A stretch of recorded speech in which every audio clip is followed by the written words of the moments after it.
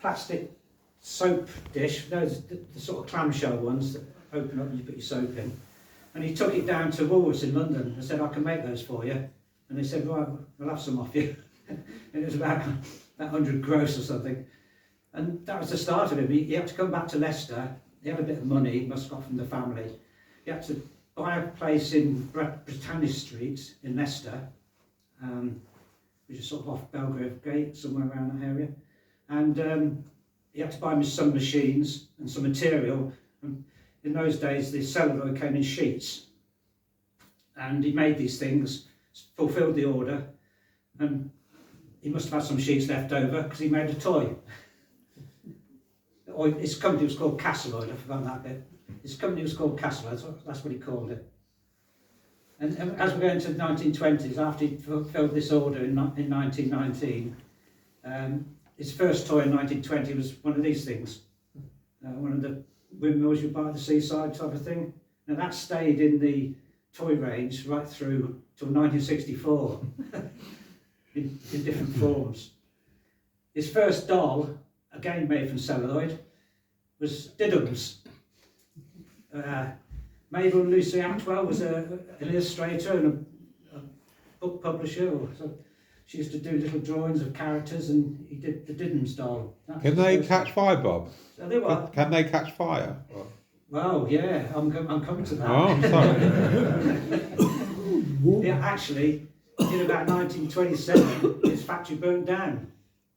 Oh, yeah. Probably because of celluloid. Yeah. As you say, it's very inflammable. Yeah. And in those days, it wasn't central heating, it was coal fires. Yeah. Well, as we go into the 30s, well, there's a range of the sort of dolls he was making, right? There's Diddums up on the top there and different other characters, all made of celluloid. Going into 1930s, he used to go to the British Industries Fair, and people used to say to him, Alf, he was a bit of a lad. He used to copy things. This is his story. I don't know whether it's true, but he came to Palitoy to see Palitoy at the Diamond Jubilee. That was 79, wasn't it? Diamond Jubilee. And he was interviewed by somebody from Palitoy, and his story was that people were coming up to him saying, when are you going to stop copying us? And he'd say, well, if you want to stop me, you'll have to buy me out. Anyway, somebody did buy him out, but probably because he took an offer he couldn't refuse, basically. So the company that bought him out was British Xylonite Limited. Now this is the company that Daniel Spill had set up back in the 19th century to make xylonite and make products of xylonite. So they bought him out, and he stayed on as managing director, but they built him a new factory on Abbey Lane in Leicester. It started off as an old mill, but they put an Art Deco front on and extended it and so forth.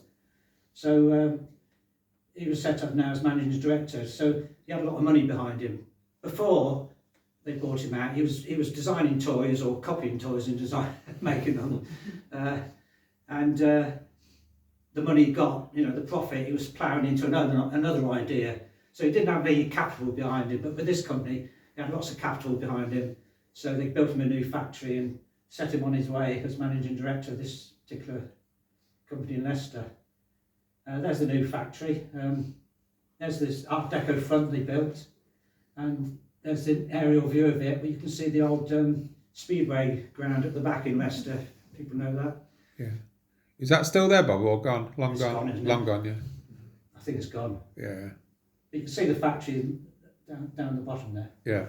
So the 30s really took off then, but you're talking about celluloid. Shouldn't show you that yet. Celluloid is inflammable. He used to go to the British Industries Fair with all the toys and other products and try and sell them, just like we used to, when we went to Toy Fair. And who came on the stand but Queen Mary, our late Queen's grandmother. And she went up to Alf and said, Alf, well, she probably didn't say Alf, Mr. Pallet. when are you going to stop making toys in celluloid? So it's all like a royal decree, you know, when are you going to do it? So he said, come back next year and see what I can do, sort of thing. So she did. She went back next year, and he presented her with 2 dolls made of Bexoid. So their engineers and chemists came up with this new material, and I presume those 2 dolls went to the Queen and Princess Margaret. Another material he imported into the country from from Europe somewhere was plastex, and that was non-inflammable as well. So they started to move through the 30s, and it was getting bigger and bigger. And the toy part of it, because Castleloy was making other things as well.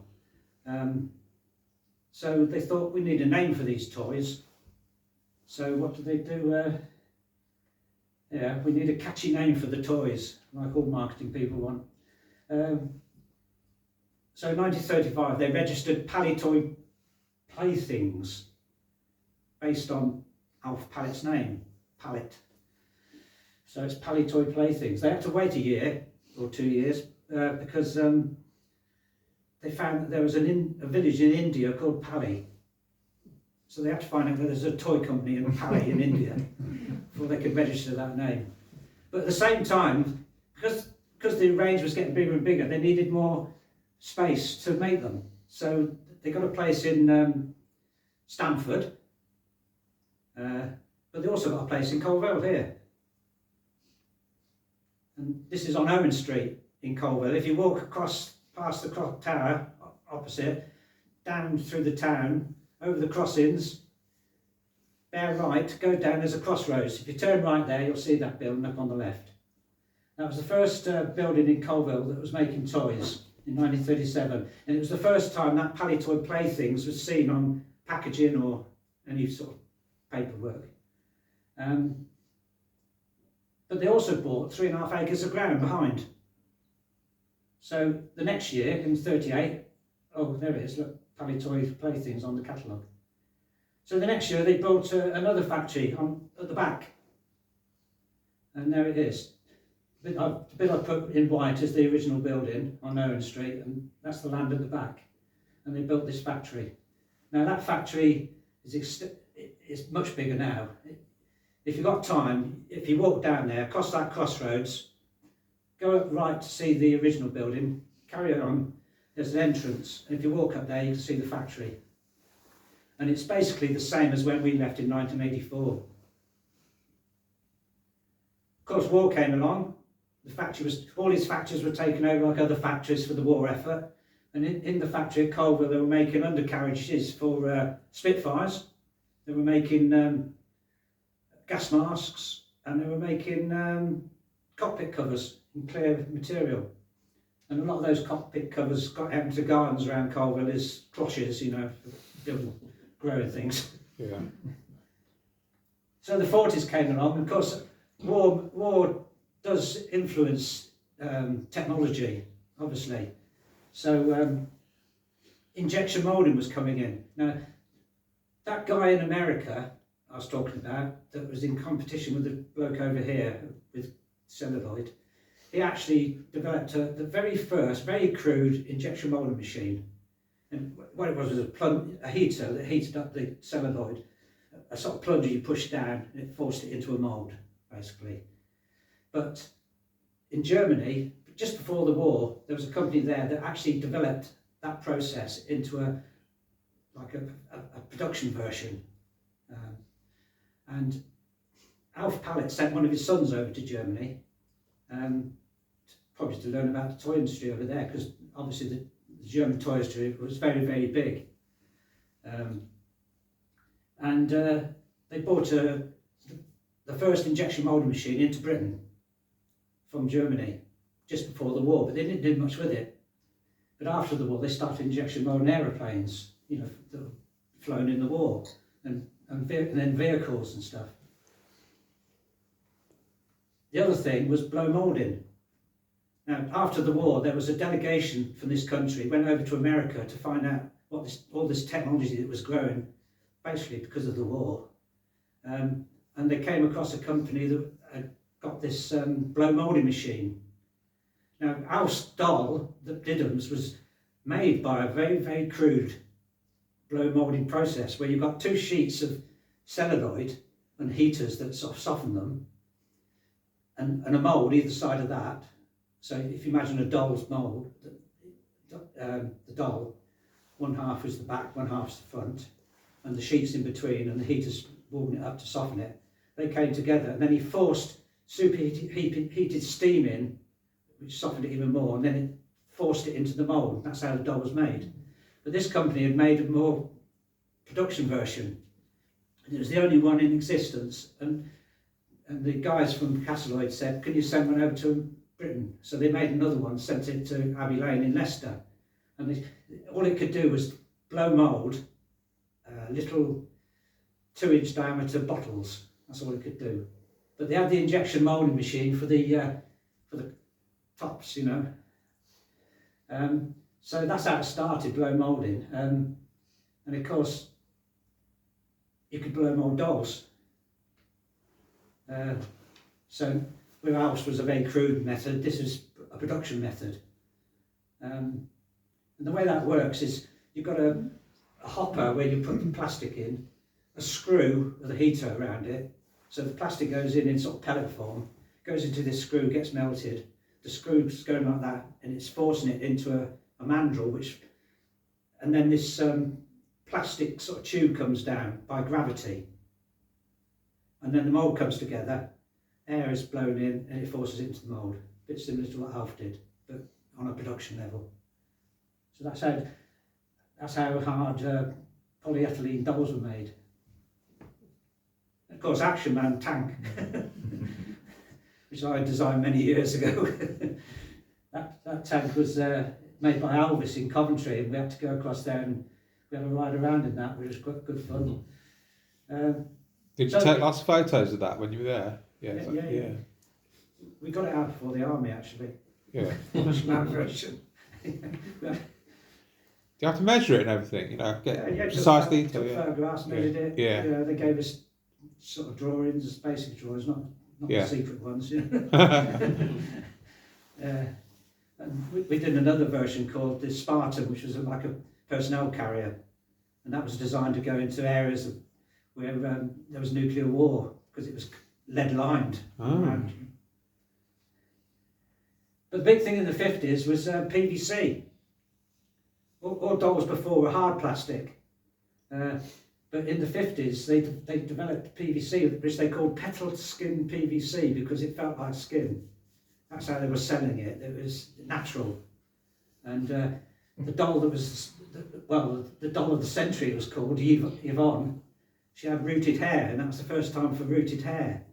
Before then, you had to paint the hair colour on the, you know, it was moulded into the head, and he painted it on. Or he made a wig and stuck it on. But now you could brush it and shampoo it and wash it and all sorts of things. So that was the doll of the century, and they were making a lot of those at Coalville down here at Jackson Street. There was a big big rotationally moulding department there.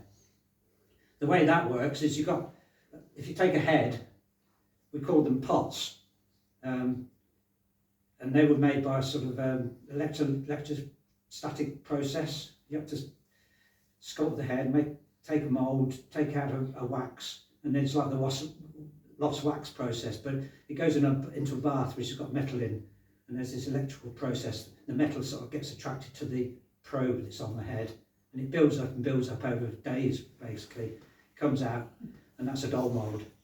And then to make it in the factory, you've got a guy with about 12 moulds on a big wheel, and that's on a bed of rollers, so you can move it around. So he turns the wheel like this, and with a gun, he puts in a predetermined amount of plastic, PVC, into this head, moves to the next one, same, moves to the next one, same, and then he toggle clamps them down. It goes into an oven. It's spun round biaxially, so that way and that way at the same time. So it forces all the plastic into the inside of the mould.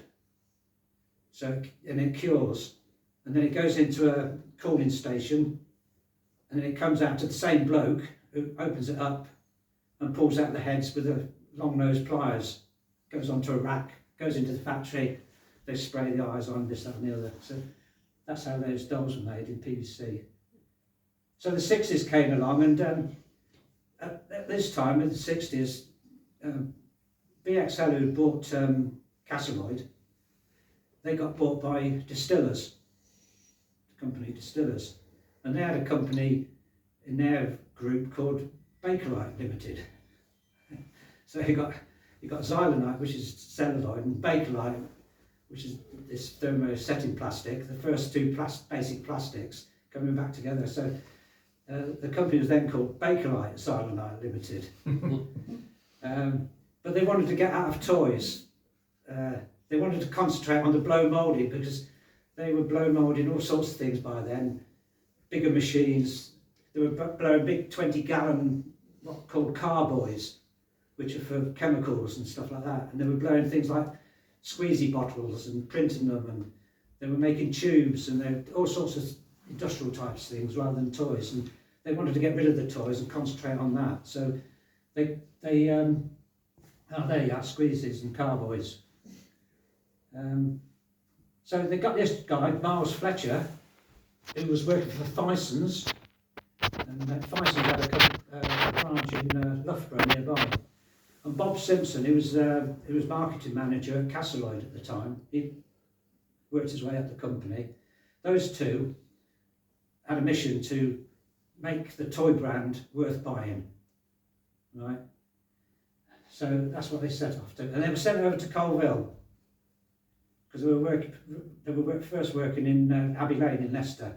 They were sent over to Coalville, to that factory that was built at the back of the original building, and there he had two wooden huts, which is now the car park now, for the offices, and they had to get some new toys, and these are the ones. 1964 was Tressie. Anybody have a Tressie? No, my mother-in-law, I think. Yeah, too young. Tiny Tears, and of course Action Man, which was G.I. Joe in America. So they got those 64 for Tressie, 65 for Tiny Tears. It was Doll of the Year for 3 years running. Action Man, it was Toy of the Year in 66. And of course I came in 67. So that set the whole toy brand up as being worth buying. So who comes in? General Mills, a food company. Betty Crocker, Cheerios, all that sort of stuff. But they wanted to get into other things, because food, the profits from food are very sort of steady, you know. So the shareholders were looking for something that they can get real money from, and toys, as you know, if you get a good toy, there's plenty of profit. So they started off with the company that made Play-Doh. What was it called? I've forgotten the name. Anyway, they bought them first to get hold of Play-Doh, and then Play-Doh started off as a putty for getting soot off of wallpaper. There's no central heating back in those days in America. But some bright spark took it to a school, and they started playing with it as a modelling compact. Yeah. So he started a company. So that was real wow in the States. So they bought that company out, but they then bought Kenner, and they then bought Parker Brothers. Kenner being the toy company, Parker Brothers being the games company.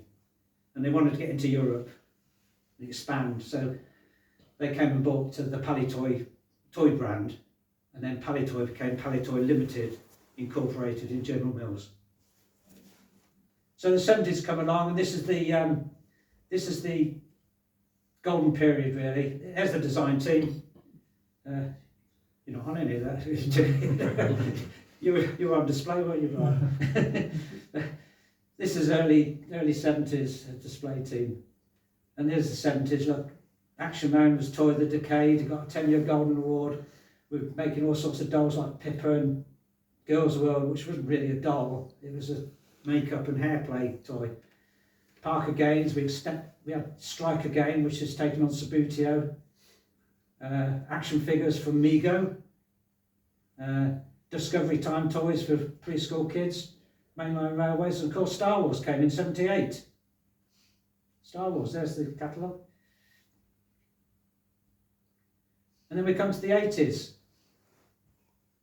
Here's Greg. Star Wars changed toys, as you know. It changed the design of toys, it changed the marketing of toys, it changed the world. So we had to save Action Man because he was getting a bit expensive. During the 70s, there was two big oil crises. You remember? You know, probably don't. There was the OPEC put up prices, and there was the Israeli-Arab war, which affected the oil, because plastic was made from oil then. So Greg came, and we said to Greg, make Action Man go into space. You came up with the Space Rangers, didn't you, Greg? And then we said, give him some sort of adversary. So Captain Zargon. But the real reason it was having trouble was because of size. Star Wars being 3 3/4, you can get a lot of Star Wars figures for an Action Man. Action Man had 21 working parts, lots of operations to make him. Star Wars figure, 7 parts and 1 operation, which is a sonic weld. So that's the reason why we went for mini Action Men, which obviously was Action Force. The marketing people, my first idea was to take Greg's idea of Grand Salt and the special team, which was brilliant, and turn Action Force into them. I think I got a drawing of that. There we are. There's little drawings I did of them, of different characters. But marketing wanted to have this continuity with Action Man. So they decided that they wanted the 12 best-selling Action Man outfits for these figures. And there they are. The 12 best-selling Action Man outfits. I think I'm right, aren't I? But we tried to make him more an articulated figure, like the G.I. Joe figures. We never knew what Hasbro were doing, and then they didn't know what we were doing. But we decided to go and try to have a more articulated figure, but we didn't have the time to do this. I'm pretty sure that Hasbro must have started G.I. Joe quite soon after Star Wars toys came out. Because to design that figure, if they did, it takes a long time, development. With a Star Wars figure, it's quite simple because the legs are straight, you know, and everything. But we did try it, but it didn't last long. We went to the Star Wars way of doing it because we knew how to do it. So they were sculpted on like a little stand like that. Rubber moulds were taken off, silicone rubber moulds, which you can see downstairs. And then you take the clay out, the clay model out, put the mould back together and pull that metal in, or resin, to make the figures. There you go, silicone rubber moulds with the parts in. When they come out, they look a bit rough, so you've got to clean them up, you know, to make the figures. And they're hand painted by model makers we had in the department. What was it? Kevin Heath, wasn't it? Brian? Kevin? Yeah. Model maker. And then for tooling, you clean up the same things that come out of the mould, clean up, polish them and everything. They go off to the tool maker who makes the injection moulding tools. And he goes through another process to get to that, which I've done here basically. A and B are the 2 halves of the mould, which were cast in beryllium copper, good for heat transfer and everything. And then to get them nice and smooth coming together, they're spark eroded together, so it makes it nice when they come together, nice and smooth. And then you can see at the bottom there, those are supposed to be legs, and they're usually laid up 4 up, and the sprue in between that red bit. And those beryllium copper castings go into a steel bolster, and that's the injection moulding tool then. The injection moulding tool, I mentioned it earlier on, you've got a hopper, plastic goes in, a screw, a bit like the blow moulding, but then it's forced into a mould which is held together like that. So whatever the cavity inside that mould is, that's the plastic part that's going to come out in the end. If you see those little round things on plastic mouldings on toys, those are the ejectors, because the plastic has to be ejected out. of the mould. And if you want undercuts, like the hole in the bottom of the foot, for him to stand, that has to have a moving core piece that comes out before the mould actually opens. So plastic goes in, the moving core moves away, they've made the hole in the leg, and then the mould opens, the ejectors push it out. So that's injection moulding. Must take some time for all these processes. Oh, it's ages. Yeah. Ages. And there's still profit after all that. There you go, look, there's some 4-ups, heads, legs. I know that the injection marks that the injection pins leave, they're now used to tell if some items are authentic or not. Yeah. Accessories, So people do copy them, don't they? yeah, but they never get it quite right. Can't fake it. That's a drawing that we do for the toolmaker. This is an interesting part. Is the welding bit. That little red triangle is sparked in all around the outside of that moulding, and when the two come together, so in the factory, there's a photograph later on. In the factory, you've got a nest where you put the front of the figure in, you put the legs in, put the arms in, put the head in, put the back on, and then a horn comes down, and that little red thing, it's an ultrasonic horn, so it's vibrating very fast, and it gives a little sort of beep. You can hear it. You know. If a dog was in there, it'd run away. You know. But that little red thing gets hot and melts, and then it holds the figure together because it welds the joint. So those are I've pinched that off the internet. I don't know who that is. But those are the 12 figures that we originally started with. And this is the critical path development that I drew up. We didn't have computers in them days, so everything was hand drawn. Yeah. So it shows you for the start here where the figure, I keep pointing to this, but when the model was sculpted and how it starts, you know, and then at the end is when it goes into production. So all that there is different processes involved in getting that to production.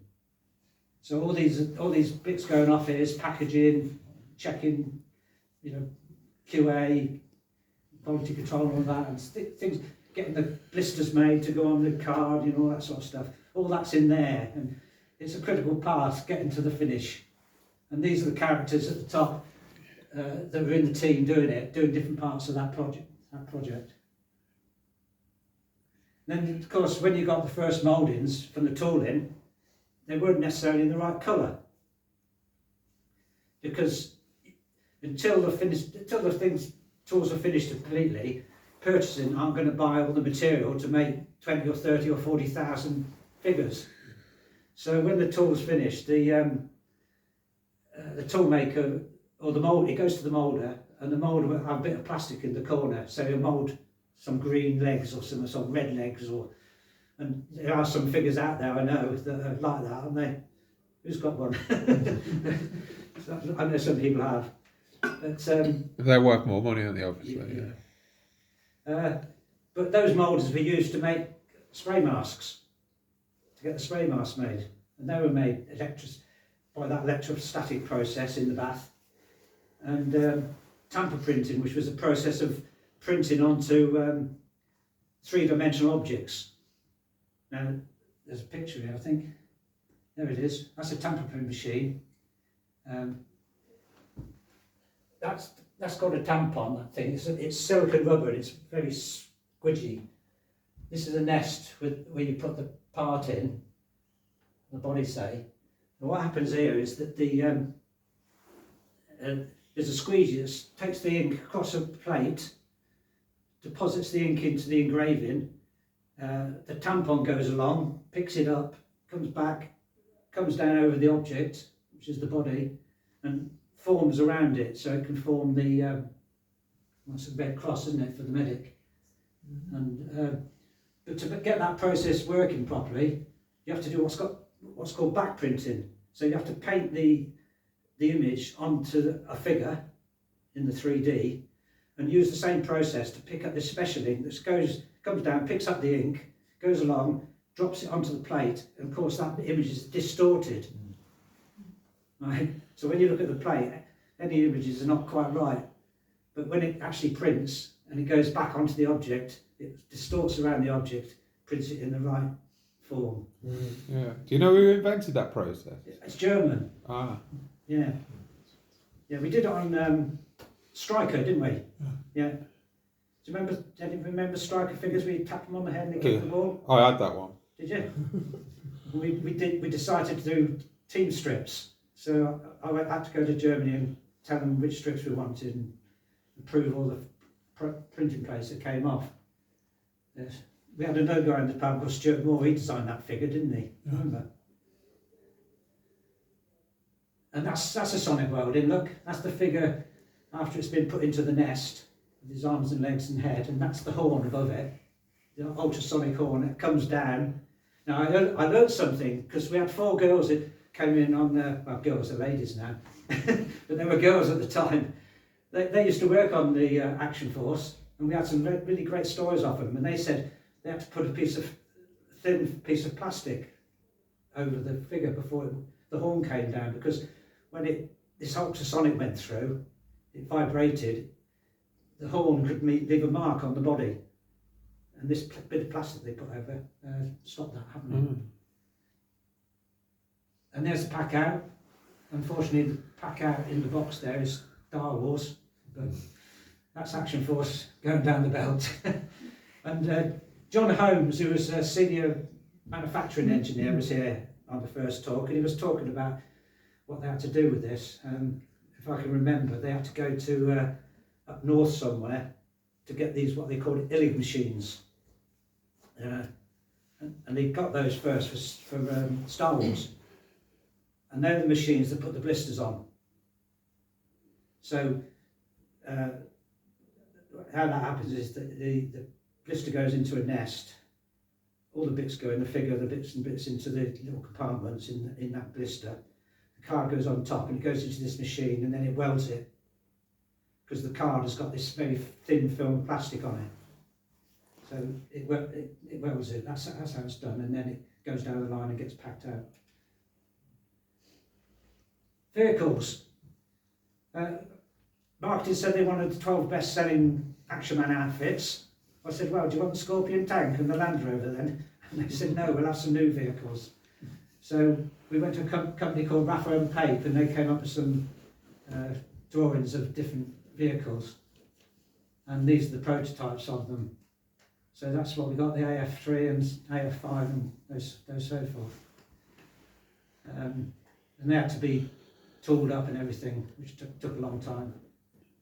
The very first mock-up of the figure card by Dave Barnacle. He had his own company in Leicester called Ray Hastings Studio, and he did a lot of packaging artwork for us. And that's the picture of the very first mock-up figure card. There's the helicopter pilot. So you can see, kept it very similar, but we had to use the prototypes to take that photograph for the first production. And then, of course, the packaging for the he did all that. And there it is in the catalogue. First catalogue, 1982. Star Wars Death Star. Who's got one of them? You've got one, haven't you, David? So, Brian was involved a lot on the Death Star. The idea actually came from a company in London that was the go-between between 20th Century Fox and people who wanted to do Star Wars things. They were the ones that had to get approval for 20th Century Fox. But some lad in there must have been a Star Wars fan, but he sent us a rough mock-up of this Death Star, and we had to make it work. And Brian did all the work on that, didn't you, Brian? Yeah. Designed the clip and all that stuff. But of course, great idea for Action Force. So I designed that one and got Dave Barnacle to do all the artwork in there. And so 1983, Bob Simpson I'm talking about 1983 when toys were coming out, but in 1981, Bob Simpson left the company. He was managing director at that time. And eventually all the marketing team went off as well, not with him, but they left. And Bob Simpson was really concerned about how the company was going, because the Americans were starting to become more global branding. And Bob Simpson was, through the 70s, he built up Palitoy by making good deals with Mego and Tommy and people like that, and we were designing products and all that, and we were making them in the factory. The Americans wanted to go global, and they wanted to turn the European operation into a big, like a European operation with all the companies like Palitoy, Miro, Meccano, the German one, and so on, as just distributors, basically, of toys designed and developed in the States, made in the Far East. So, as I said, Bob Simpson left. A new managing director came in from Procter & Gamble, and they just put things in boxes and sell them, basically. And all the team came in onto marketing. The new team came onto marketing from the same sort of operations, basically. And of course, when a new marketing team came on, they want to do something different. And Star Wars Empire Strikes Back came in 1980, and that was going really well then. When Star Wars first came out, it was a hard sell. But when The Empire Strikes Back came out, then everybody wanted it, you know. And fantasy was becoming the thing in action toys. So they wanted to change the original mini Action Man concept into a fantasy concept. So they didn't give us any money. So they said, you've got to do it with what you got. So we had to turn figures into new figures, basically. So we came up with the team idea.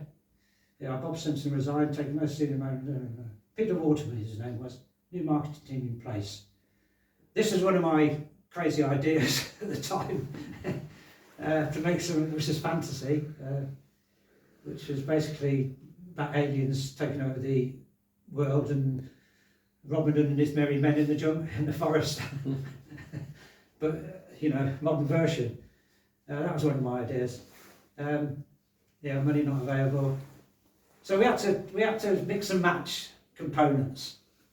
So the Germans, you know all this, don't you? The German stormtrooper became the Red Shadows. So we had a little bit of money, so we had to change his head into a sort of robotic-looking head, but the rest of it stayed the same. So here's the Red Shadows. The Muton. You like the Muton, don't you, Ollie?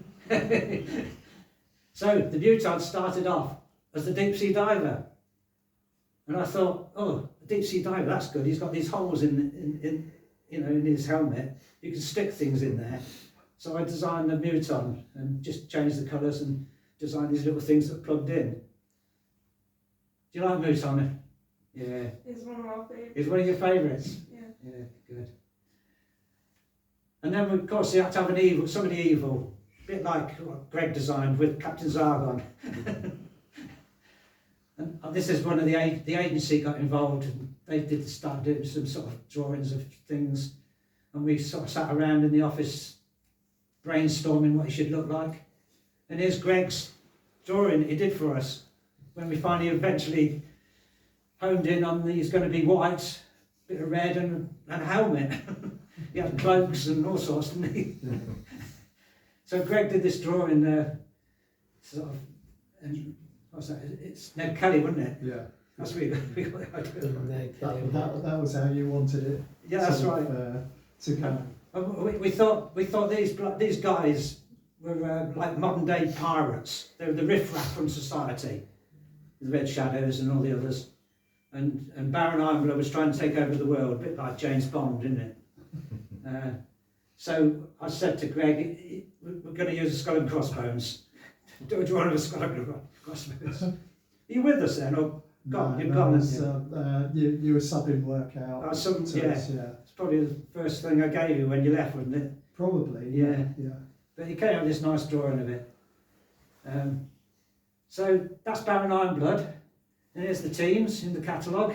So you've got Baron Ironblood and the Red Shag, well, you know all this. And then some other teams that came along later, back end of the year, which was the space team, and you can see that the that's Q-Force sort of thing, the weapons on had changed a lot. I think that's a model that Kevin Heath had knocked up quickly for the catalogue, but I changed it to that one, the Swordfish. Do you like that one as well? Yeah, my dad just said. I had the original, that yellow one. Did you have it? Yeah, but that was first when it was Mini Action Man, wasn't it? You had that one, did you? Yeah. Yeah. I didn't know what it were at the time, Then so you only have small. the deep sea diver as well. Did you? Are they hard to get now? I'm like, Well, you asked these guys if they're up yeah, to get. they are, yeah, hard to get. I've no idea. Yeah, I've looked before. Yeah. I've looked at the deep sea diver. It was a lot. Was Was it? it? Yeah. What, hundreds or thousands? I don't know. I remember looking on eBay and just going. Yeah. Santa's not that generous. Listen, I have about 40 of them. So after this, just give me your details and I'll send He'll you. send you one. Oh, that's nice. All right? Thank you. I'm not going to come with any accessories. But So there's a little display that was made to sort of show the teams off. I think a lot of people thought that space station was something, but I don't think it was. Did you make that? I made that at Nick Farmer's, yeah. Ah, Nick Yeah. Farmer. I wonder where it came from, Greg. Yeah. it's the upside down Death Star. Yeah, well, it's like that, isn't it? But Greg made it for Nick Farmer. Do you know that name? I used to work for him at Farm Studios You weren't there, did you? in Leicester. Yeah, Farm Yeah, Studios. my son went there for his work experience. Yeah, it was down on Lee Circle, wasn't it? Round That's it. Yeah, Circle, Crafton Street. Yeah, Gladstone Street, that was it. And Greg did work for him as Yeah. display work, didn't you? And you knocked that one up. Pardon? You knocked that one up. Yeah. That one. And there's the showroom next to Return of the Jedi. Do you like that as well? Yeah. Yeah. That's a tough decision right there. And there's all the marketing and the buy with 3 get 1 free promotion, and the club. There was a club, wasn't there, and everything. Yeah. So in 1984, because that was so successful, that changing it to a fantasy concept from the Mini Action Men, they gave us some money to make tooling. But before that, Brian and I were sitting in the office thinking up ideas, weren't we, Brian? And one of the ideas was, I read this book when I was a teenager, who's read Kraken Wakes? Yeah, over there, yeah. Kraken Creations over there in the corner. I read this book about aliens living under the sea, and I thought, that's a great name, Kraken. So I designed the Kraken. That's the first iteration of the Kraken. But I did the drawing based on Greg's drawing. I took his concept of doing these sketches. So I drew up the Kraken, and he was sort of like something between a human and a lizard or something. I don't know. I think he melted out of a block of ice or something in the stories. I have the comic here. Eh? The comic's here. You got the comic, haven't you? Yeah. And that's how he turned out, as you know. New vehicles. This is where Brian and I started coming in, thinking of ideas. Space Force. This is the first sketches I did of Triad, where I sketched up an idea of a spaceship with 2 that could come off and fly off, like a mothership and 2 satellite ships. And then I thought, the wings could be turned down, you could change the configuration. And I gave that sketch to Kevin Heath, our model maker, and he made the model. There, that's the model he made. That was just a photograph to show the size and everything. And there it is. And he also made that model from rougher sketches I did of a troop transporter. I'll probably keep on to this. That one up there. And Kevin made that one. And then we also came up with an idea of having a female pilot, which never happened. And you can see that the space engineer changed a lot. And here he is. That's how he finished up. Q-Force, this is Brian. There's Brian's original model. That's your model, isn't it, Brian? Yeah. And we went to these people, Rafa and Pape again, and they sort of styled it up. And you can see that the outrider pod things are pretty plain there. When Brian got the drawings, he changed it so that they were like little smaller vehicles you could sit on and go, you know. There's Brian with the. That's Brian with his. On that one. You haven't changed much since those days, have you, Brian? You know when you're designing, do you just keep doodling and throwing it in the bin and start again and all yeah, that kind of? Yeah, you do, don't you, Greg? You Yeah. just sketch around, sketch ideas first. Yeah, and then look for inspiration on things that exist and stuff like that, and then adapt to them. Yeah, out your head and Yeah, you sketch up first, and then you get a bit of clay and start yeah, fiddling about. amazing. Get bits of plastic, you know, chop it up and make things. Yeah, That's when you had more money, because that's a brand new mold for the figure as well. The dolphin figure inside. Is it? That's the first time that figure was. Yeah, yeah. You did that as well, Brian. The kayak. What's it called? Silent Attack. Silent Attack. Yeah. Brian came up with the idea of that.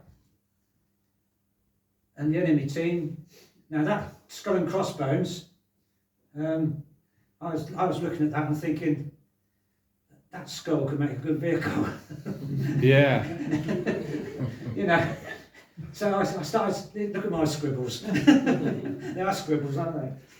Yeah, Pretty- but there it is, you know. Hey? It's there, you know. There's my scribbles. So I had scribbles for, you know, ones with tracks, and ones with wheels, ones that flew, ones that did this. And I ended up with that one, and then I sculpted it. I sculpted that skull, and with bits of plastic, I pinched things off of other things and stuck them together, you know, to make the wings. And then all these toys that Brian had designed and I designed went to the new products meeting, which is marketing and the managing director and that. And I thought, well, they might take Brian's submarine, but they're not going to take this flipping skull.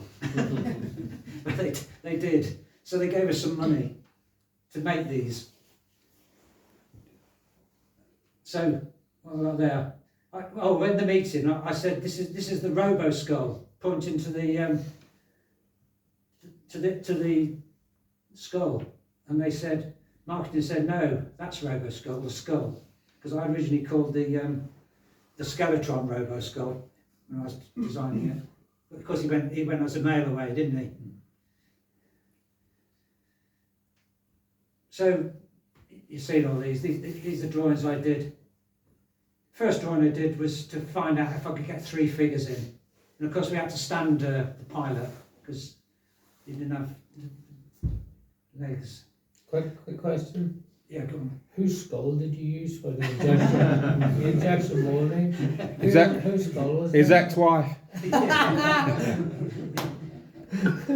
I missed a bit out really because, you know, Hasbro got they had the Bending G.I. Joe figures, didn't they?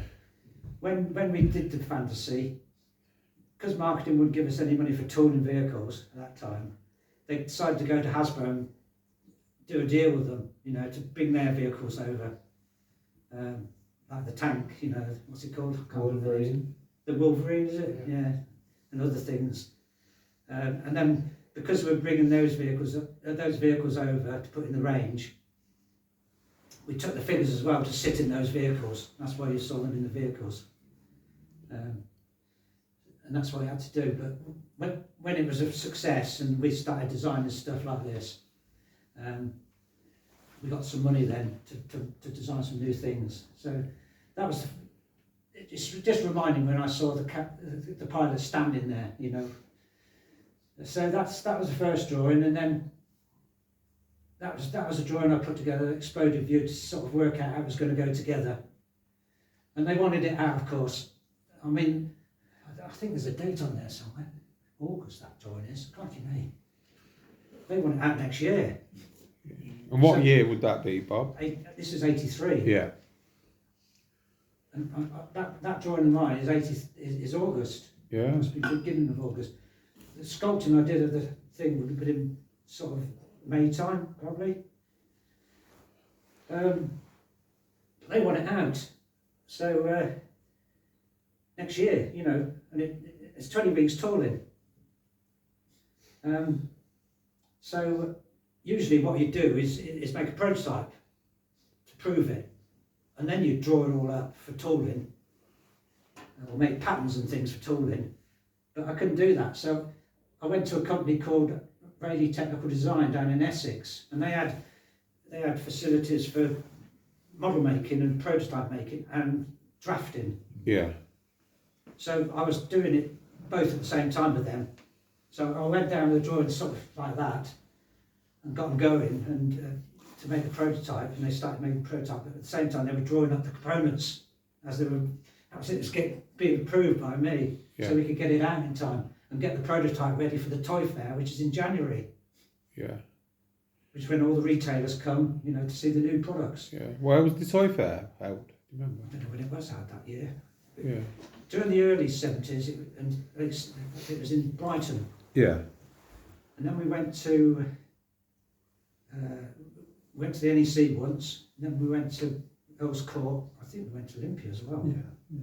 Oh. The concept for the clear canopy, when was that lost? Concept for, The clear, the canopy, you had a clear canopy. well, oh yeah, I was thinking that, but I thought it doesn't look sort of mysterious enough. You were worried it was going to end up in someone's garden again, upside down. Yeah. Grow what? Yeah. Yeah. Miniature something. No, that was, I thought it didn't look mysterious enough, so I thought it needed to have just a small window, you know, so you could just who's in there sort of thing. Yeah. You know? I think that's how it ended up. Oh, there's some visuals I did, you know, and it must have been after, because there's the round thing. And there's a sequence of making the prototype. So if you go, you can see the wings being made, you know, the wings being made, and I got the head sculpted by somebody and then gave it to this company, and they had to fit the superstructure around it. That's where you can see where the three figures could fit in, so we made sure they fitted in and so forth. And there's the Red Wolf, who became the pilot because they wanted a different pilot than the Skeletron. I did a drawing of Red Wolf. The story of him that I made up was that he was his parents were explorers, and they got killed by wolves in Russia or somewhere, and the wolves brought him up, and then Baron Ireland found him, turned him into Red Wolf, something like that. What- Biblical. What did you use to paint that? Was that ink or something? Or What do you mean? you know, your actual drawing, is that ink or? They're what are they called? Magic Magic markers. markers. Oh yeah. Oh. They're magic markers. Oh. And there he is. The Skeletron became a mile away. I did a drawing of him as well, because it was a bit rough, the first sculpting, and that's how he finished up. And this is a see, no computers, all hand done. This is a sort of plan of how to get it done. So you can see tooling there, 16 weeks for figures. The robust girls 20 weeks, so on. These TNFs, that's Toy Fair TF. So you've got the prototype for Toy Fair, and then you've got the production pilots in the factory until you get to the production start. So it's planning it all out, you know. So it's a long program. I mean, there's a sort of 6 weeks probably where you're sort of developing it, 20 weeks tooling, 3 weeks production pilots, and before you get things made to go out to the shops. What kind of profit margins were there? Was it varied? You've got to be Very. told marketing, I think, for that. Yeah, one. yeah. You don't know. Didn't get involved in that. Yeah, Quite high. yeah. A lot of work goes into it, though, doesn't there? Oh yeah. But a lot of tooling would be amortised in the price of the product. Yeah, So marketing we'd tell them how much the tooling was. I mean, Ryan's sea line, I found a document the other day, and Ryan's sea line was £40,000 for tooling it, Wow. and that was in 1983. Wow. And that money, marketing would amortise that into the price of the product Yeah. to get it back, and the promotion and TV adverts and stuff like that. Yeah. No, it is. Look, 3 weeks prototype, component drawings, tooling quotes, 20 weeks tooling, 6 weeks tweaking. Because once you've got the tools made, they don't necessarily go together. Yeah. So you've got to tweak things, and then you've got to go do a production pilot in the factory. That's when we start liaising with factory people. We had a special production line in the factory where that happened, where we worked together on it to make sure it worked. And once that was approved, manufacturing then took over. 85, well, in 84, Action Man was having a rough time, and we did try and save him. We've made some vehicles which never going to be made, were they, Greg? It was a bit of a sort of a fantasy project by our boss, I think. Would you say that? Well, my words would be a little bit more simple. Okay. But they were fantastic vehicles, fantastic looking. But General Mills Toy Group threw them out straight away. So we tried to save Action Man by using what we had, which was the helicopter, pursuit craft and things like that. And we redesigned Action Man completely as one unit, rather than having German Stormtrooper, you know, Back by Britain pilot and all these types of things. It was sort of more like Greg's special team. And we recoloured everything to look harmonious. And we put that on at the toy fair. Did you do that display? Yeah. There was For Nick? Jim somebody, I forget. It's like a house, wasn't it, with a harbour? Yeah, it was in 3 sections. Yeah, that's right. You know, for various sort of different types. Have I put it on here? I think I have. A bit I think later, that was the last major one I did when I was there for Palitoy. Yeah. But before that happened, marketing came up with a brief for design. New product, Action Force 1985 product line design brief. And it's basically to provide action-orientated designs through the use of working features, movement or electrics which enhance Action Force identity and provide support for the Action Force in action. This was what was going to happen, according to marketing. And so it basically was existing products, Hasbro products, and 1985 Palitoy unique products, which would have been us coming up with new ideas. So designing, they put things down like these are ideas of theirs: flamethrower, freefall parachuter, commander, space command, team 6. Now we've done some other teams, but this looks like an RAF type of team: squadron commander, navigator, flight engineer, perimeter patrol. These are ideas that were thrown to us. But we'd also had some designs that were sort of not used, as you know. You know, the special weapons team that, you all know that story, I suppose.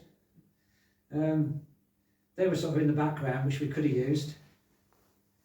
And they wanted things like missile defence, Sky Striker jet. Now, these are some of the drawings that Rafa and Pape did at the time. This is what, we had a young lad in there, I can't remember his name. Was his name Max? Brian? Max, wasn't it? Young lad, wasn't he? He came in for a while. He did some drawings of vehicles, which was a tough terrain buggy. Oh. And a covert operations vehicle, which you've probably seen on the thing down there, which is that thing, which is conceived by this Rafa and Pape company. A bit like a transformer type thing, or A-team type of thing, you know. Space jetpack, command centre. Now he came Action Man had done a command centre years before this. It was big blow moulding with electronics in, with a cannon and a machine gun making noises. So we had the technology for that. We knew the technology for that, and we had the HQ, which was card. Now, you know Razzle Niss, you know that guy, don't you? He came last 2 Saturdays ago, and he said, that was mine. I said, sorry, I pinched it off the internet. But he had this idea for the Red Shadows thing, and I thought, oh, that'd be, if we had done it, we could have had a card version with that on the end as a special electronic unit that you could use in different, because we were quite good at that, weren't we, Greg? Putting things in different places, changing them. But it could have gone on the end of a card HQ as an electronic sort of feature, and we could have got away with tooling by doing it in card. You could put one on every side, you know. Yeah. If you could sell it separately or sell it with the card HQ, or and that was another one I proposed. A Red Shadow officer. And these are the crazy ones. Thundercats, These are the perhaps? crazy. I don't know what I was going up to. I thought Baron Ibler could go off into the cosmos and explore and come back with these characters from the planet Canis Catis. It's a planet with dog and cat people on, and they're totally at war with each other. So would that have been before? It would have been before Thundercats, right? There was no influence there. No, it wasn't. Thundercats hadn't come out then. 87 maybe. No, this was 80. This is 84. 84. And the same with time travel. I thought you could have a time machine and go back in time and pick up characters and incorporate them into the Red Shadows. You know, these were the Cyclops. But you know, you could have had Vikings or coming back with that armour on, and you know. But those are crazy ideas. I thought that's a good idea. Well, yeah, That's how He-Man started, as a Viking. yeah. He-Man. So why did Action Force not continue with Palitoy? What happened to Palitoy? I told you about the global branding. These are the sort of products that were coming out from America. Strawberry shortcake and Care Bears and stuff like that.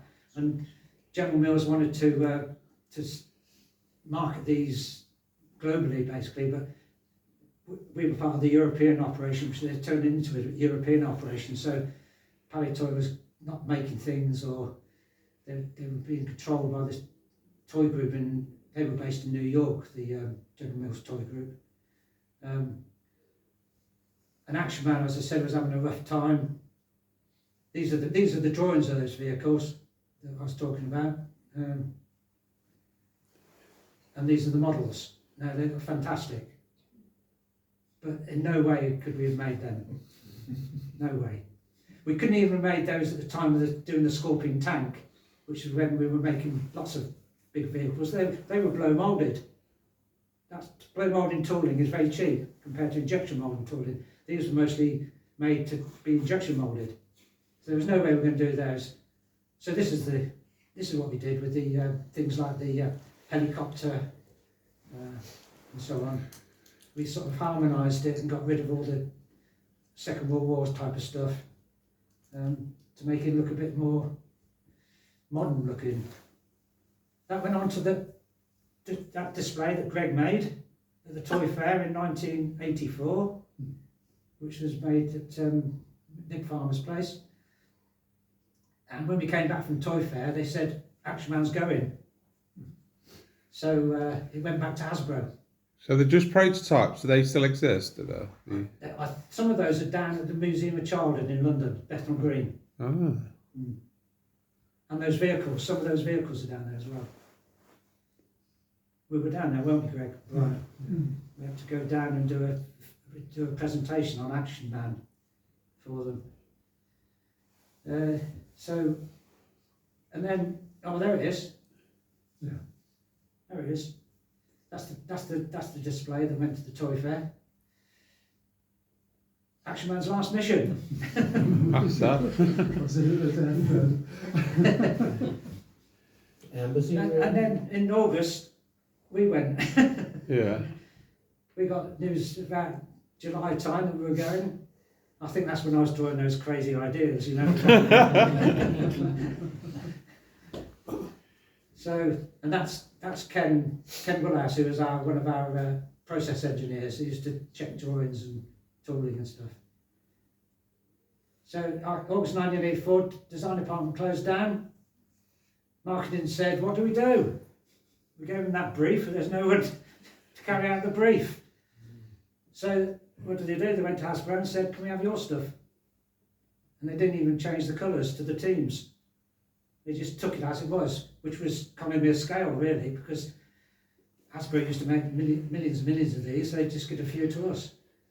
Same colours, so it's cheaper than moulding them in red, you know, the team colours. Now, just a few months later, it would be the end of Palitoy. Now, video games. Back in the late 70s, video games was the big thing in the arcades all over, wasn't it? Frogger and all that. And toy companies decided they wanted to get into making video games because chips were coming much cheaper, and the electronics involved was much cheaper. But General Mills didn't make the machines. They back-engineered the machines that other people made, so they could make the games to go in them. And they did that legally. So they just made the games, and they gave that project to Parker Brothers. So they had some good lines like Star Wars, Action Man, James Bond. They bought Frogger for about $5 million. But it went well. It really shot off for a year, 18 months or so. Everybody started coming into the business from abroad. Cheap stuff, you know, cheap games, crappy stuff. And there was the great video games crash of 1983 when General Mills lost $10 million E.T. Yes. on video games. The Now, worst game Empire ever. Strikes Back Isn't on it worth a Atari. fortune now? Which game? Mind it. Which game? Is it not? What you say? Which game? E.T. Extraterrestrial. Was that a bad game? Yeah, there was a pit in the game at the start of it that you could fall into, and there was no way to get out. Was When the game was over. You were I can remember going to toy shops and there was big bins with games in. You could get for about 50p. I can remember big bins of Action Force figures. Yeah. Like that too. Yeah. Anybody got a time machine? Mm. So General Mills, being a food producing company, didn't like it. Their shareholders obviously didn't like it because they lost money and their shares went down. So they decided to get rid of toys, and they wanted someone to buy it, but the only people who showed any interest was a film company in Hollywood, and they didn't want to sell it to them, film company, because they didn't think they'd do a good job on it. So what they decided to do in the end was to spin it off, as they said, on the stock exchange in New York. So it was up for sale. In November 1985, went on the stock exchange, and it was sold as Kenner Parker. And all the shareholders of General Mills got equivalent shares. Which you know what that means, they got money in their back pocket basically. So, not more than a year later, it was sold again. Shareholders won their money. It became as Kenner Parker in 1985 in November.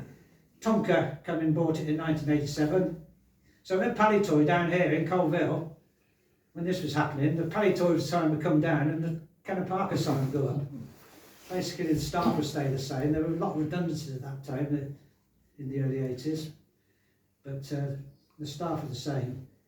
Tonka came, they bought it on the Friday before Black Tuesday and borrowed a lot of money from the banks to do it, so their share price went bonk. So they struggled along trying to service that debt with the banks. They decided to sell in the end, or were forced to sell by the banks. And it was bought by Hasbro for a song. So they bought the Palitoy factory down here, and all the products that were involved at the time. Hasbro, back in the late 70s, were known as Has-Been. when when G.I. Joe was finished, because of basically Vietnam War, but they were struggling, you know, and they were known as has-been, but they came out with Pound Puppies and then there's, you know, the 3 and 3¾ inch G.I. Joe, and they started to grow then. They sold it in 1994, the factory. There's a bit of the factory that still stands there. They sold it in 1994 to a property company in Leicester. Now it's a business centre, different businesses. It looks exactly the same as when we were there, doesn't it, Brian? Yeah. Last toy to be made there was Play-Doh, and they sent the Play-Doh machine to Waterford in Southern Ireland. Interesting. Yeah. So it's hardly changed since 1980s. We've had the 50th anniversary of Action Man in the office block, which is still standing. There's a convention centre there, great big room, and Alan Dawson, he wanted to have the 50th in Coalville, and he asked me to look around, and I didn't realise that room was still there, but that's where we had it. And we also sent Action Man into space, and he went AWOL. If you go on YouTube, has anybody seen it on YouTube, the film? Go on YouTube. Where they send the astronaut Up in on space. balloons, yeah. And when the balloon burst, it shattered the capsule he was in, because it's -50 up there, and it gets brittle, the plastic. And when the balloon burst, it shattered the capsule, and you can see in the film, you can see Action Man falling out. And of course, the guys get in their cars and chase after with a tracker to find it. They got to this film, and they found the. No, they lost everything. Camera, found the camera, didn't they? Yeah, no, a farmer found the camera. All right. A bit later. They never found Action Man. The farmer found the camera, so they made the film and put it on YouTube. Missing in action. Yeah. Missing in action, yeah. Was he worth much, the actual Action Man, or was he just one? Well, he's worth a bit now if you find him. Yeah, I mean, before he was famous, particular one. Yeah, we sent him off on Coalville football grounds. Oh yeah. Yeah, their ground. Coalville Football Club. We opened the green plaque in 2017. If you go down to the factory, you'll see the green plaque as you go up the drive. That's Bob Simpson there. He came along to unveil it. And I think you're in there, Brian, somewhere. Are you in there as well, Greg? No. No, you were in that crowd. That was 80 years after toys were first made in Coalville in 1937. So that's the 80-year anniversary. We had made the toys with you in there. That was being shown in Leicester, the museum in Leicester, and I saw it was being shown there. I said to the guy, managed to get hold of him. I said to him, "Can you bring it to Coalville, because it's the spiritual home of Star Wars toys?" And he brought it to Coalville. And the Many Faces of Palitoy, which this exhibition, this talk, is part of. This is part of the Many Faces of Palitoy, a century of toys, because we started this project in 2019 by putting on an exhibition of all the Palitoy toys going back 100 years in the Palitoy Convention Centre. We got lottery money, as you can see downstairs. The lottery was involved to put that on, and as well as putting on the exhibition, we've been interviewing people from Palitoy like Brian and Greg, getting their memories of working for the company. We've been archiving materials like drawings and taking photographs. We're still making a documentary film. We've done all that, we've got to edit it and put it all together. And we're doing a website, Coalville Heritage Society, Coalville Heritage Society website. I can't get it out. So it'll be on there. So there'll be a big Palitoy section for that. That's the exhibition. Well, there's me, Rover Skull. Went on that one. That's the end. But it's not the end. You've seen this downstairs, haven't you? I thought this was nice. This is what collectors are saying. So you guys have been getting up to things. So Jim Marshall, Blood for the Baron, he's come up with this. I mean, if you're collecting, you've got to have this book, haven't you? That's Paddy Lennon and Brian Hickey. Done that book of the battle years. There's Valaverse. Bobby Valler, who used to be a designer at Hasbro. He went on his own. Hasbro didn't re-register the name Action Force, so he did, and came up with his own Action Force figures. There's one down there. And then David Gillis. That's yours, isn't it? That's one of mine. Yeah. That's yours. Those are mine, yeah. They're all yours. Those are mine. Some days, there's some of Matt's downstairs. People started messing around with Robo-Skull, which I found quite interesting. The AT-ATs. The AT-AT one's Yeah. amazing as well. Do you like the AT-AT one? Yeah, the AT-AT's probably my favourite vehicle in On Star Wars. yeah, Yeah, it's a good one, isn't it?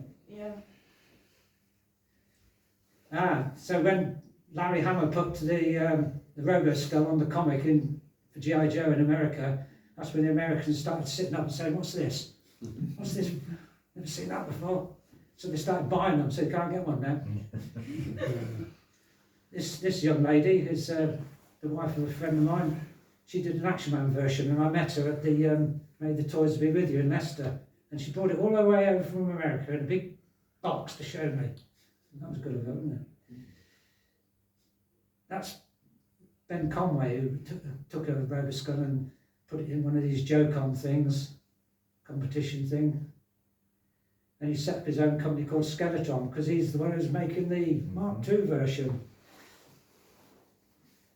And there's the two together. So, thank you. Thank you. Thank you. Merry Christmas.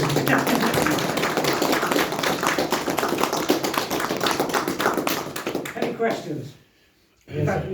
You did ask some, but I have a question. oh, go on. He's got it written down. Pre-prepared. No, I haven't got it written down, but I have an image. So this is a 4-pack of Palitoy figure. Oh yeah. And you guys want to see? Now it says figures made in Hong Kong. Yeah. That obviously can't be true. I don't know. But beside that, it So- says packed in the Republic of Ireland. Which is interesting when you say Plato went to Waterford, because I want to know where this place is. Are these figures slightly smaller than ours? Does anyone have any? I've got one of them. They are, I think, the thought was they were overstocked because they were similar Star Wars released as well, and that they were either taken. Some of the conversation maybe was taken over as part of Palitoy clearing out, or the Palitoy site being cleared out, and So then they- ending up with Hasbro potentially. But I think they had some distribution with Duns in Ireland, didn't they? So it's often talked about as a Duns 4-pack in kind of Star Wars world, I think. Done stores? Yes, sorry. So, but nobody knows where this place is. It says figures made in Hong Kong. Which I think would match with some of the Palitoy production, wouldn't it? I think. Well, See, Star Wars figures, right? So the molds of Palitoy Action Force figures, the molds went to Hong Kong, and they started to. The molds were sold off. There were, I'm not sure which figures are on there, sorry, but you will get some of them with the jointed Palitoy later releases in there as well. that's You got a straight joint on as one, well, yeah, I couldn't see which figures. But there were some of the Palitoy production. I'm sure the figures were Hong Kong production, I think. I'm looking over, I think, but But packaged in the Republic of Ireland, packaged where? I think, I don't know, I always assumed it was the Hasbro site, which was the Hasbro, there was Hasbro production in Ireland, wasn't there, for Well- the later Action Force releases, so some of the vehicles were manufactured there. yeah. I mean, it's like the Wild West over there, isn't it? They've probably got toys over there and just disappear, you know, and then somebody picks them up and. I know over here, all the tooling over here, Chris Ward, he was the assistant tooling manager. His job was to go get all the tooling from all the tool makers and moulders into the Palitoy factory, and that was when all the production had gone out of the blow moulding and the dome moulding, the rotational casting stuff had gone out. In that area, he had all the tools brought in there, and he had to go around with the man from the ministry. He had a big lump hammer, and he had to go around and smash cabbages up. So you have that 4-pack. I've got a 4-pack. I think there were various chuck a figure in a box kind of thing. So you could get anything in it. That's some of the jointed ones. Kraken, Recondo, the his tank driver, and the Q4 Sky are kind of some of the more common figures you'll see in there. But yeah. So you think that's a Hasbro facility in the south of I Ireland? don't know. And that's in assume so, Waterford. but no Yeah, idea. that's in Waterford. Yeah. You said the Play-Doh. Play went to Waterford. Hasbro sent down there because they got places down there. So But there's lots more, I think, Star Wars versions of that. I saw a picture on Echo Base, I think, a while ago where someone had got literally a wall of different variations of figures in there. It's crazy. okay. So that same kind of card, but it was Star Wars. Exactly the same size, exactly Do the you, same do you know model, the address of the company in Waterford that's doing the packaging? No, but I'm often in Waterford with work. So Yeah. I never seen the back of this. They might be able to point you in the direction you want to go in, you know. It's probably just a blank card back, is it? Just grey card. It is, yes, it is, I'm sure, Yeah. yeah. I can't imagine. Don't think I've ever looked at the front and back of it, maybe, to be honest with you. Again, it's this situation I was saying about Airfix, where you don't import the complete item. You want to redistribute Hong Kong stuff in Europe, and you evade import duty on the finished product. It's all that involved. Yeah, there's lots of things like that, but Because Palitoy bought Airfix, well, General Mills bought Airfix, and some of their design guys came up to us and were with us for a year or two, weren't they? yeah. But they were, I think General Mills bought Airfix to get the real estate in London.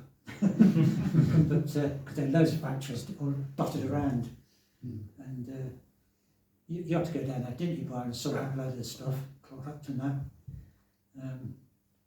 But they weren't really doing much, the Airfix guys, but they were on the way out as well, you know. They were rehashing old stuff basically, weren't they? Yeah. It's a totally different story now. Yeah. In fact, if you're into kits, years ago they did a 1/24 scale Spitfire, which really went down a storm. But they've actually tooled a later mark of that, and it's the first kit that's been actually moulded in this country. Is that since then? Yeah. So they're on the way. Well, they've been on the way back for quite a few years now. General Mills sold Airfix to Humboldt, didn't they? Yes, yeah. Well, And the mainline railways, which we did, it had a bit of a mysterious little period, but it ended up with Bachmann. But I mean, half of the tooling costs were subsidised by CADA. Yeah, CADA, yes. Yeah. And this is a John Hawke story. you know about it, but when Airfix sort of publicised it and bringing out a railway series, they knew there was going to be competition from mainline railways, and mainline railways have always had a fabulous reputation for scaling that. Due to people like Merle Evans, Yeah. The very guy, well-loved guy. the guy that was doing the development of mainline railways for us, Merle Evans, He ended up he went to Bachmann. became, He spent longer with Bachmann than he did with us. yeah, but I mean he was famous within the sort of railway fraternity. Well, anyway, the big thing was the toy fair, wasn't it? And Mainline showed theirs, and it was like a big reveal that Airfix did, and it was all Wild West stuff. And this train was going. They're very. It looked to me from the catalogues as if the train was really basic, but there was like a hill, wasn't there? Yeah, with the cow, Yeah. Laddies came out on their horses and attacked the Like train. the old Airfix kit, Indians. Just the sort of thing that And Modern this railway train as went well. past, Indians came out. And everybody was in. Very stoic. Yeah. Anybody got any more questions on Action Force? I'm sorry. No. The face of the troops, was that based on anyone in particular? Because as a kid, I always thought it looked like John Craven. And I still do. I still think some of them look like John Craven from Newsround. Yeah. G.I. Joe done that with some of the figures. Sorry? They were based on the designers, G.I. Joe. So the faces of the figures. Might have been, yeah. No, it is. It's true. It's true. You organised that, yeah. It's supposed to be Tony Curtis for Action Man, wasn't it? Was it? Or G.I. Joe, but that's speculation. So many myths going around about that. There are several figures in the G.I. Joe 3 3/4 inch line where the head sculpt is based on one of the staff. But go ahead. Well, the thing that surprises me about the Action Man character, character, is the actual scar. Yeah. Because when Hasbro took it back in the 90s, they still kept the scar on the face. Well, the reason they put a scar on is you can't register a human body. Yeah. My best friend. And when the first hands came back, moulded hands came back, the thumb was sort of on the wrong side, wasn't it?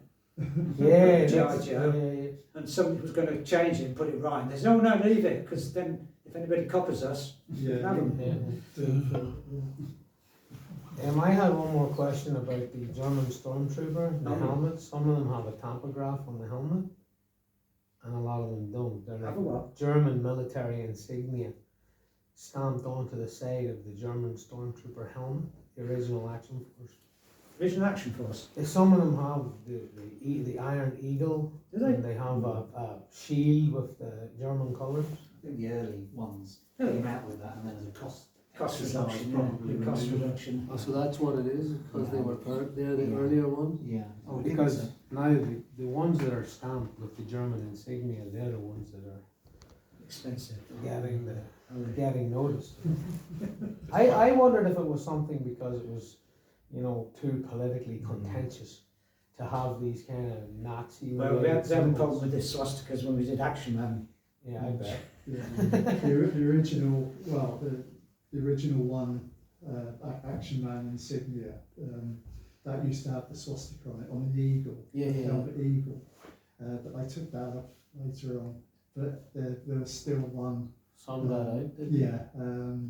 I can't remember. You might need to look at the actual buckle, belt buckle, the die-cast belt buckle, to see whether there's still one on You there. can't sell that on eBay. You're not allowed to sell that on eBay anymore. There was quite a lot of other tampo and paint apps taken out on Yeah. Series 1 and Series 2 as well, like the Commando with pouches and various other things as well. Well, the original prototypes had all sorts of things painted on. Well, you see these ones I have here that they're lacking their tampos. They Yeah. have Q-Force figures Yeah. on the card, no tampos. I have a red shadow without the skull and crossbones. Somebody said it might be German. Yeah, that's the SAT. Oh, yeah. E-SAT. The other funny thing, talking about tampo printing, was you could never get down to the sides. You say that's you look at the top of the body and it's shaped like that, and it's in its nest. Well, that tampo or tampon that goes over it can't reach right down the sides now, because it just won't hit the corners of the actual marking. But this is what gets us about new technology now. I mean, you're talking about Bobby Valler's stuff. Yeah. Most of the stuff that goes on there, because tampo printing and spraying, the less processing that you do on that means that you've got a higher chance of that actual moulding passing QA. More Printing you put printing, on. the more Yeah, rejects that was you the can problem. get.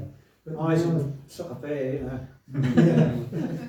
But now, and I've still yet to find out how they actually do it on some of these action figures. It's done by digital spraying. Is it? Which is That's a new process. yeah, I don't know. and they do it on the GI Joe faces now as well, Yeah. and you know Bobby Ballard We did as have well. automatic spraying. I mean, Yeah, the original spraying in the factory was very, very past safety. No, you know, they used to give them a bottle of milk, you know, to take up the fumes or something. Really? They spray away. Yeah. Same when they did the heads, you know, the Action Man fuzzy heads, Yeah, the realistic hair, 2mm length nylon bits all over the place. you might not sort of realise this, but you know, if you're doing the rotational cast heads, the actual undercut in that mould is pretty phenomenal. But that actually comes out through the neck. Yeah. So it just shows you how. Sometimes out the top of the head as well. Well, that's more on the sort of dolls, wasn't it? Dolls, yeah, because you could cover the head, that Yeah, that's round mark with the hair. Yeah. Unless you were like us. Yeah. That's what. Well, yeah. Apart from the concept and stuff like that, the actual production there was a real education in its day, and you get things now, and you did then that were very innovative, that where other industries only seem to catch up to years later. You know, it's just a phenomenal. They all started with old Alf. Yeah. Yeah. It's been- What advice would you give a new collector that's never collected anything before? He might be 57-year-old and sitting there, but it might be a young person. If you wanted to get an Action Man, where would you go? eBay and stuff You like better that. ask these guys. Yeah, I'll ask you. Any advice, anybody? Well, my only advice regarding that is you can get it, and there's lots of places you can get it. But Yeah. the best thing to do as a new collector is to don't buy single figures, buy lots. Right. Buy someone who's selling a collection. Okay. Because if you go down the single figure route, you're never going to reach the end. I just want one for nostalgia. For nostalgia's sake. Because I used to have one when I was a kid, an Action Man. So. Don't rush in as well. Don't rush in. Yeah. Bide your time. There's always bargains to be had. There's always better value things out there. Yeah. I really need. Let me ask you a question. I mean, you had them as kids, Yeah. right? You collectors, right? So, how did you start collecting?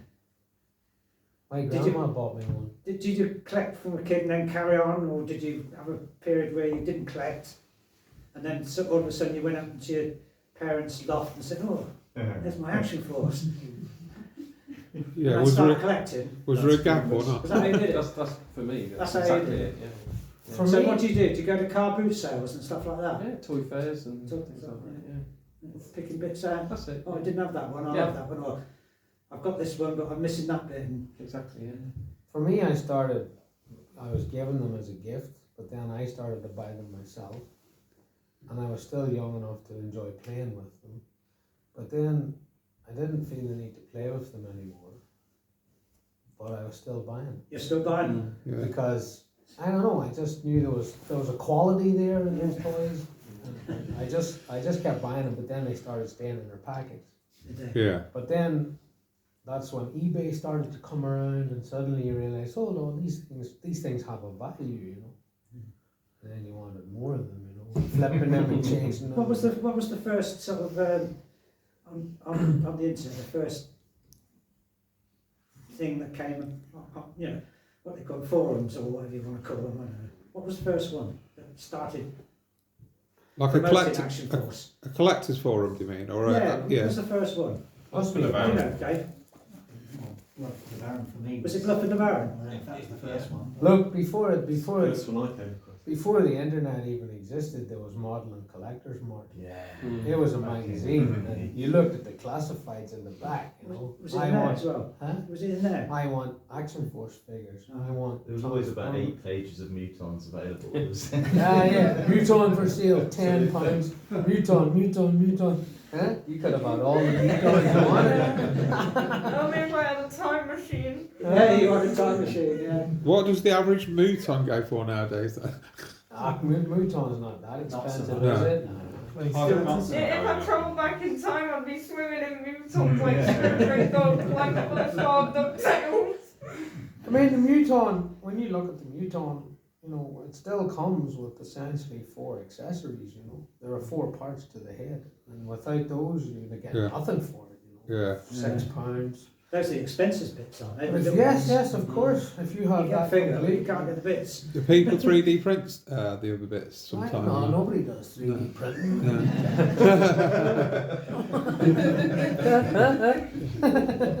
Patches for things. We got a carded muton for 15 quid. Did you? Yeah. A carded one? Yeah. There you go. Friend of mine buys in bulk Yeah, collections. that's the way to go. But just collections of mutants. I did used to have a muton that used to be my dad's, but my mum threw it out without telling me. Moms always do this stuff. Yeah. Cleaning for Christmas. Yeah. Yeah. I just came in one day and she went out with a black bag just putting random stuff into it, and I was like, whoa. You guys know Vectus Auctions? It's a UK auction company. Yeah. Vectus sell a lot of toys. Is that the TV show you was on, isn't it? Yeah. Stuff can get pricey on there. It didn't used to be so Anyway, much. guys, we did promote a Q&A session with these 2 guys to follow this. But Yeah. Are you interested in all that? Talking about Q? People can ask us downstairs, can't they, if they want? Because I probably want to have a break and... I couldn't be a bit cheeky and ask you to sign something for me, could I just? Are you alright? Yeah, what I ask when people come to me and say, can I take your photograph or can you sign this? Is I say, can you give somebody to children in need when you Be get home? very happy to, yeah. You know, your choice, whatever you want to give. Yeah. Okay. I used to collect the money, but I've given up that. So you came up with the Baron Ironblood, that Yeah, character. but, like I said, you know, when I drew that, you know, Bob briefed us up very, very heavily, so you know, we both knew what we were going to. Now, would you be happy to sign my Red Shadow or my Baron Ironblood? I suppose so. Like I've said before, I've had very little The book comes to out. do with action Have you got figures. So most of my stuff was action. It's in this So I book, sort of Have go you off got on that one when I talk No. about it. You need that book? Yeah, but you don't hold Yeah. It's to sign, Baron yeah. Yeah, Ironblood. I knew it. to sign. The only other I've real just thing never was got that I one. did. Nice big blank area so we can see. It's his fault I started collecting. Yeah, that'd be lovely, Yeah, thank it's you. same like you said, when in the loft. When I was little, little, he found all the Well, results yeah, he just wanted to to bring it all down for me. It's virtually an So instruction I just sheet. went when from I- there. Star Wars. Yeah. And, I didn't even know that they were action force, but some figures that I used to have. Yeah. most Actually of told me the they're action things force. like that. I used Oh, to right. do So the, set it all in motion then. Yeah. Action. Certainly. So you had to explain Yeah. I was hoping to meet the chap who put it together. I wondered if he'd be here to Yeah. Did you enjoy it? Coming today? Yeah. used to be so I was poorly and I was supposed to be better. Yeah, luckily I was. It's always, for some reason I have this look whenever I go somewhere, but my brain automatically goes, no, yes. They organised it. We were going to come to the one the other week, but I can't remember what happened. I'll get back for the England game now then. Oh, no, it's probably not.